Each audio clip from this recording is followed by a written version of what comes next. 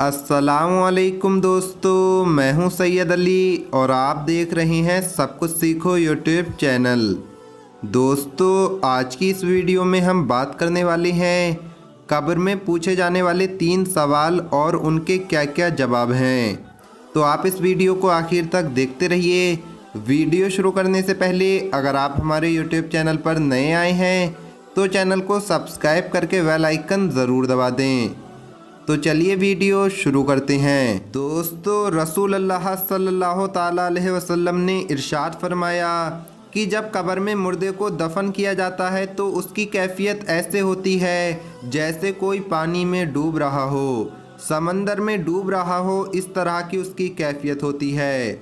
वो पुकारता है कि बचाओ मुझे, बचाओ बचाओ मुझे, बचाओ, ये कहाँ डाल कर जा रही हो मुझे कहाँ छोड़कर जा रहे हो, यहाँ बहुत अंधेरा है। हुजूर सल्लल्लाहु ताला अलैहि वसल्लम ने फरमाया, जब कब्र में उसे रख दिया जाता है और तुम घर की तरफ वापस आते हो तो उसकी कब्र में मुनकर और नकीर नाम के 2 फरिश्ते सवाल के लिए हाजिर हो जाते हैं। और कहा कि किस तरीके से आते हैं? अपने दांतों से और अपने बालों से ज़मीन को चीरते और फाड़ते हुए आते हैं। और फरमाया कि उनकी नज़रें ऐसे होती हैं जैसे किसी चीज़ को उचक जाने वाली हों। जिस तरह मुर्गी दाने को उचक लेती है, इसी तरह उनकी नज़रें भी किसी चीज़ को उचक लेने वाली होती हैं। उनकी आवाज़ ऐसे होती है जैसे बिजली गरज रही हो, कड़क रही हो, इस तरह की उनकी आवाज़ होती है। वो इसी तरह कब्र में आते हैं और मुर्दे को उठाते हैं और पहला सवाल किया जाता है, मन रब्बो का, तेरा रब कौन है? मुर्दा अगर साहिबे ईमान हो तो वो जवाब देता है, मेरा रब अल्लाह है, मैंने उसी की तरफ सजदा किया। उसके बाद उससे दूसरा सवाल किया जाता है, माँ दीनों का, तेरा दीन क्या है? वो जवाब देता है कि मेरा दीन इस्लाम है।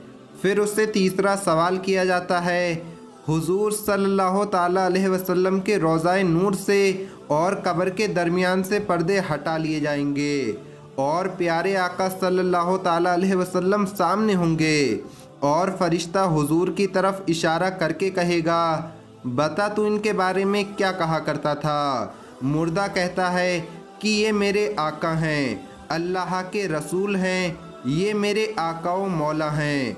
तो आवाज़ आती है कि ए फरिश्तों, इसके लिए जन्नत की राहें खोल दो, जन्नत के बिछौने इसकी कब्र में बिछा दो और जन्नत की खिड़कियां खोल दो और इसे जन्नती ताज पहना दो, इसकी कब्र नूर से मुनव्वर कर दो क्योंकि इसने जवाब अच्छा दिया है। फरिश्ते कहते हैं कि हमें अल्लाह पाक ने पहले ही बता दिया था कि ये बंदा सही जवाब देगा और तुमने सही जवाब दिए।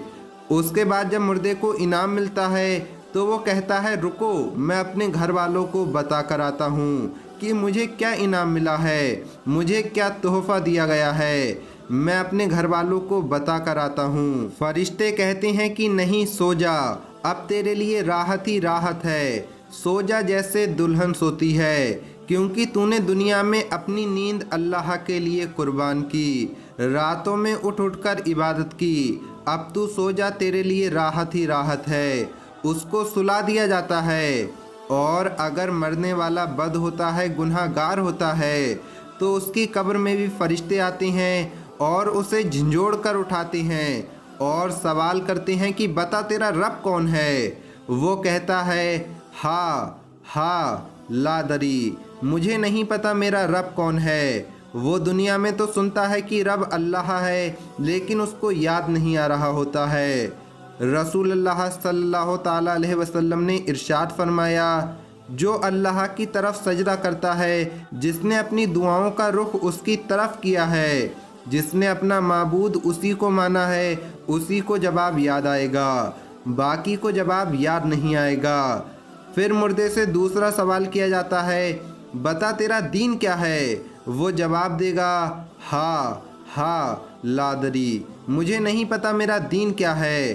फिर उससे तीसरा सवाल किया जाता है कि बता हुजूर के बारे में तू क्या कहा करता था? वो फिर यही जवाब देगा कि मुझे नहीं पता।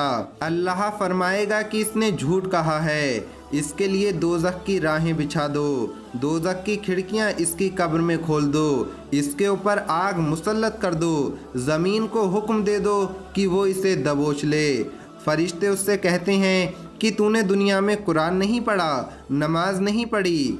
अगर तू कुरान पढ़ता तो तुझे जवाब आ जाते, लेकिन तूने कुरान नहीं पढ़ा। वो कहता है कि मुझे पढ़ना नहीं आता था। अल्लाह की तरफ से ये हुक्म आता है कि ए फरिश्तों, इससे एक गुर्ज मारो, गुर्ज मारो इसके सर पर। फरिश्ते उसके सर पर गुर्ज मारते हैं, और गुर्ज इतना वज़नी है कि जिसके बारे में रसूलुल्लाह सल्लल्लाहु ताला अलैहि वसल्लम ने फरमाया, अगर गुर्ज रूए ज़मीन पर रख दिया जाए तो तमाम फरिश्ते और जिन उसे हिला भी नहीं सकेंगे, तमाम जिन्नो इंसान उसे उठा भी नहीं सकेंगे।